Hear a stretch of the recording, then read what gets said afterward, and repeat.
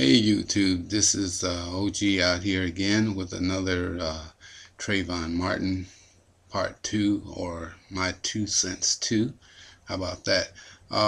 Anyway, if you haven't noticed, now they're starting this campaign to smear Trayvon as if he was not the victim, and it's taken place way too long after the incident, and they still haven't arrested George Zimmerman, the murderer of Trayvon, because they're trying to cover everything up, and the media is just trying to hype it up so that there's some kind of racial imbalance. I mean, we already know racial imbalance and equality already exist here. So anyway, stay tuned for that kind of stuff and find out what's going on. From what I understand, his father was a judge or something, or ex-judge, and he's probably holding him out somewhere until they can smear Trayvon's name so bad that people decide that he's no longer a victim, that he caused his death himself. But Zimmerman had no business following him from the beginning. After he was told not to pursue him, he pursued him anyway, and pursued him with a handgun. Then what happened was what anybody else would have done.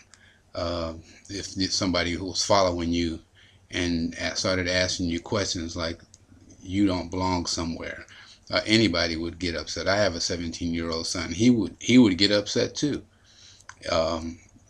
You know, if you're pursuing somebody like that, the stand your ground law doesn't apply, especially after you've been told not to pursue.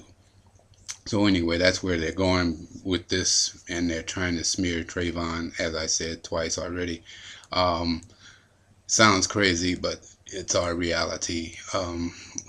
What we need to do as people, I think, or black people period, or all darker people, should come together in unity and community. And that's a whole nother issue, talking about community in the black community.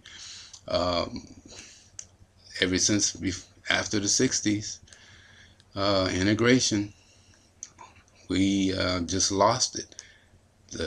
The preachers who at one time, way back in the times of Lincoln, preachers were leaders of the community for a long time, who helped the people get what they want and get things that they needed for the community. They were community leaders, not just herders of desperate people who are reaching for something and didn't have a goal or nothing in plan. These preachers today are afraid to stand up for causes because they will lose their tax exemption. So that's an issue. So, and the wealthier black people do not want to lose or piss off the people who are giving them the money. Even though there are a few who are smart, like E40 and some of the other guys who are doing rap and stuff, who are learning and have learned to become their own boss and have no middleman and nobody telling them what to do and how to produce stuff. This is what we need to do as a community, and we've lost that ability for some reason. It's been lost. It's been years, and we need to get back to that. And getting back to that means going back, unfortunately, and not doing the same things that we did before in the past, but learning from your past. And I have some suggestions on things you can do. You can study African history.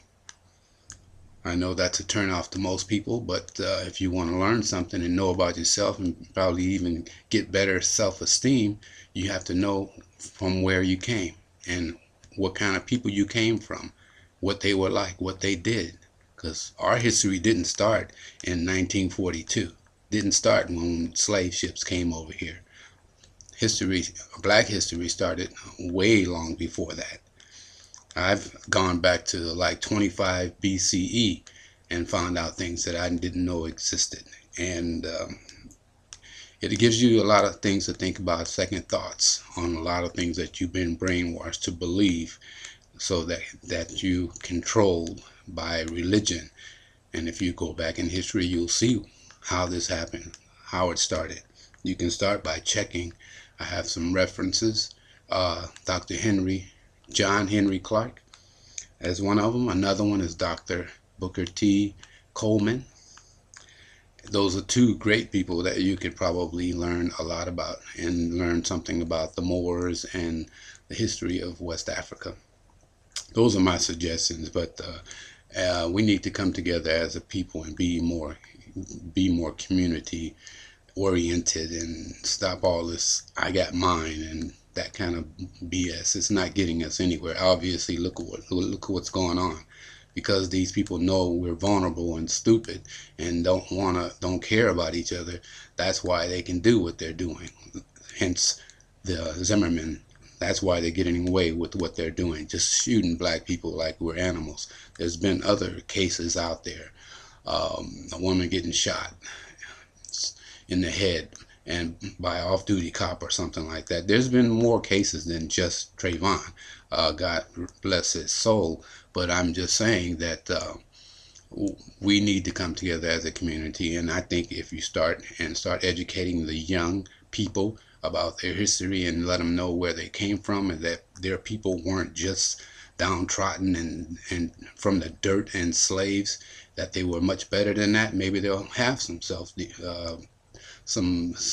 better self-image of themselves. You know, you got to start somewhere. That's all I'm talking. That's what I want to say today. Okay? Thanks for listening.